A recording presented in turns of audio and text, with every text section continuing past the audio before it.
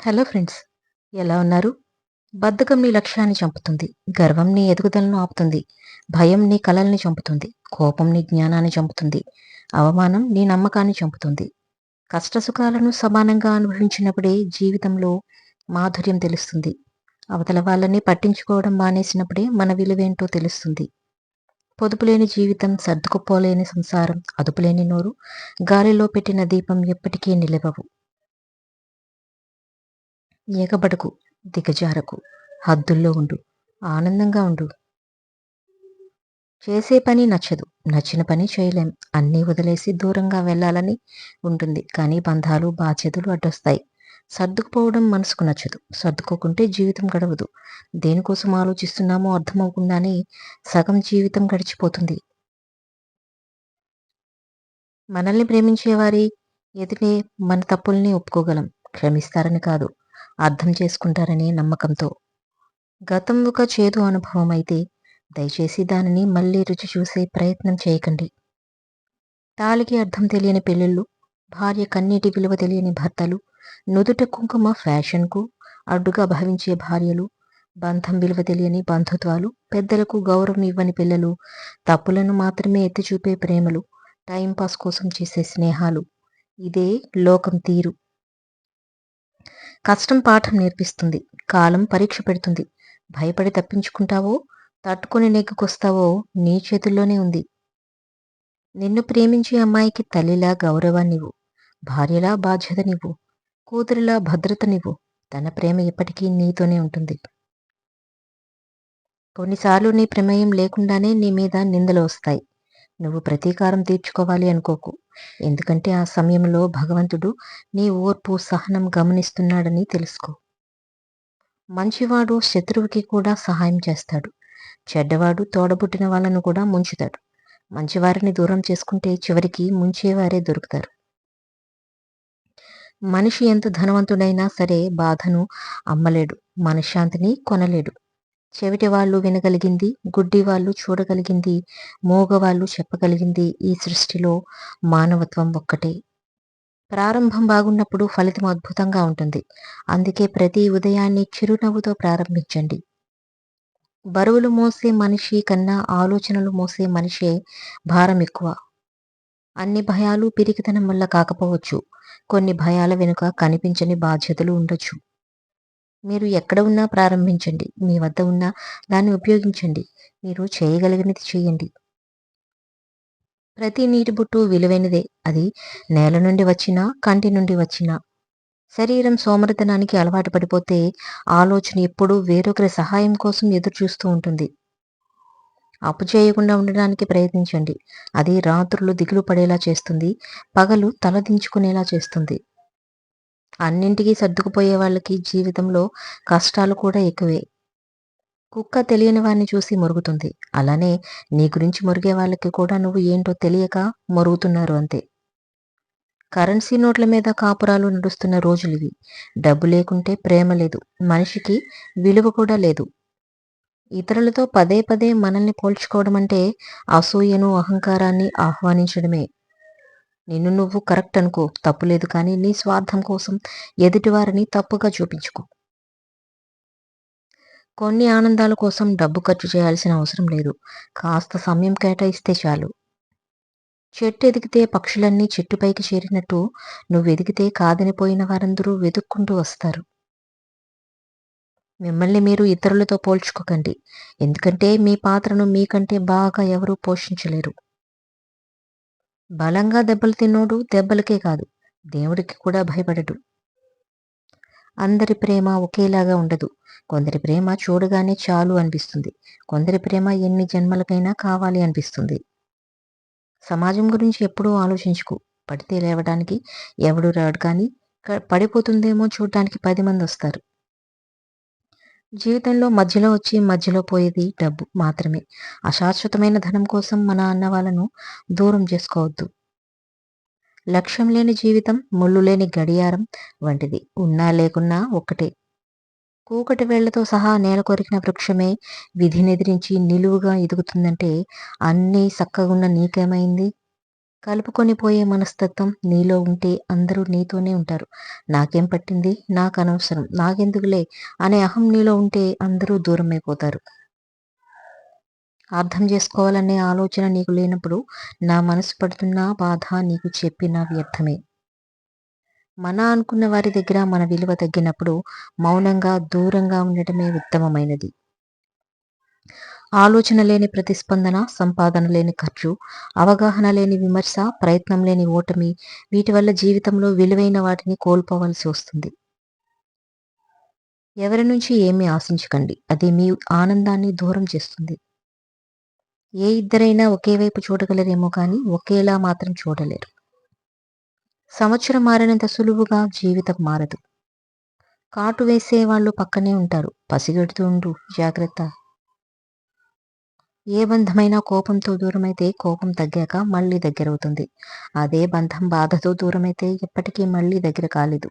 ఎందుకంటే ప్రతిసారి బాధను తట్టుకునే ధైర్యం ఉండదు కాబట్టి. ఆడుకోవడానికి చాలా ఆటలున్నా కొంతమందికి అవతలి వారి మనసుతో ఆడుకోవడం చాలా ఇష్టం. జీవితంలో కొన్నిసార్లు ఒంటరిగా నడవాల్సిన సమయం రావచ్చు.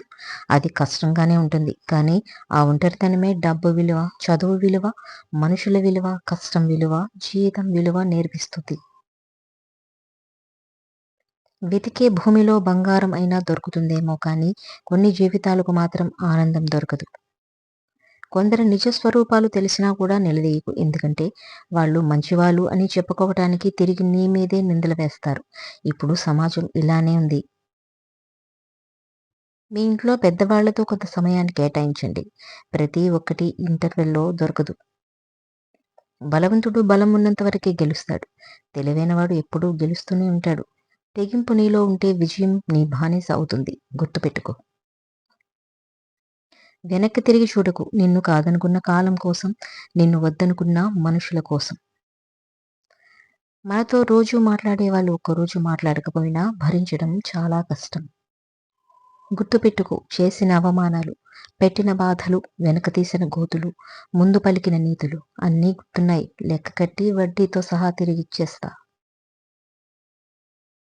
ఇవ్వాల్సిన సమయంలో విలువ ఇవ్వకపోతే తరువాత నువ్వు ఇద్దామనుకున్నా వాళ్ళు తీసుకోలేరు. ఎలాంటి ప్రయోజనం ఉండదు. ఎందుకంటే ఎవరికైనా ఆత్మాభిమానం అనేది ఒకటి ఉంటుంది. చుట్టూ చీకటి చుట్టుముట్టినప్పుడు చిరుదీపం ఎంత కాంతినిస్తుందో, కష్టం వచ్చినప్పుడు నేనున్నాననే చిన్న మాట చెప్పలేనంత ధైర్యాన్నిస్తుంది. మీకు సంతోషాన్ని కలిగించే విజయాల కోసం ఎల్లప్పుడూ సమయాన్ని వెచ్చించండి. వ్యక్తిగతంగా ఎదగడానికి సూత్రాలు: ఏదైనా తప్పుగా అనిపిస్తే అది చేయొద్దు. ఏమి చెప్పాలనుకున్నా సూటిగా చెప్పేయండి. మీ గురించి మీరు తక్కువ చేసుకుని మాట్లాడద్దు. మీ కల ఏదైనా సాధించే వరకు వదలద్దు. లేదు, కాదు అని చెప్పేందుకు మొహమాట పడద్దు. అవును అని చెప్పేందుకు భయపడద్దు. మీపై మీరు నమ్మకంతో ఉండాలి. మీ చేతిలో లేని దాని గురించి ఎక్కువగా ఆలోచించకండి. నిరాశావాదులకు దూరంగా ఉండండి. బ్రతకాలంటే నటనైనా రావాలి, లేకపోతే మాటలలో మాయ చేయబడైనా రావాలి. మంచితనం, నీతి, నిజాయితీ అంటూ కూర్చుంటే బ్రతికుండగానే సమాధి కడతారు. ఆనందంలో ఉన్నప్పుడు మీతో ఎవరున్నారని కాదు, మీరు బాధలో ఉన్నప్పుడు మీకు అండగా ఎవరున్నారు అనేదే నిజమైన బంధం. మీరు సంతోషకరమైన జీవితాన్ని కనుగొనలేరు. మీరే దాన్ని నిర్మించుకోవాలి.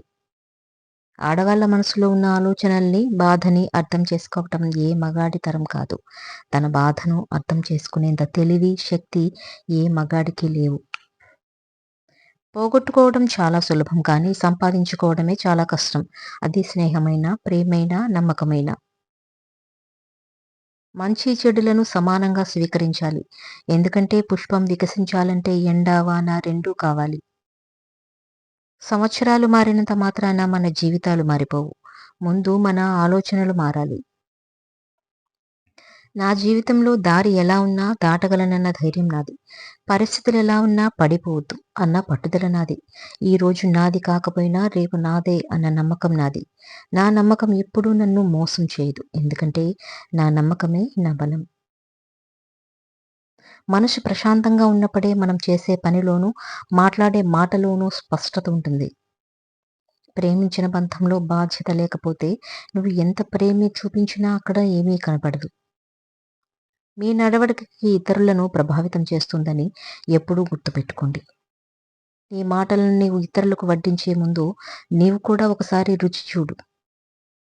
ఎప్పుడైతే నీ విలువను నువ్వు గుర్తించడం మొదలు పెడతావో అప్పుడే నీ చుట్టూ ఉన్న నీ వ్యక్తిత్వానికి తగని వ్యక్తుల మధ్య ఉండటం కష్టమని అర్థమవుతుంది.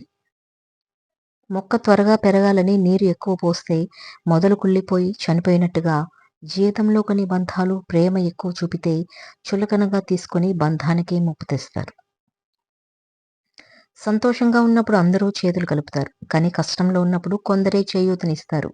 చేతులు కలిపిన వారిని గుర్తుపెట్టుకో, చేయూతనిచ్చిన వారిని గుండెల్లో పెట్టుకో.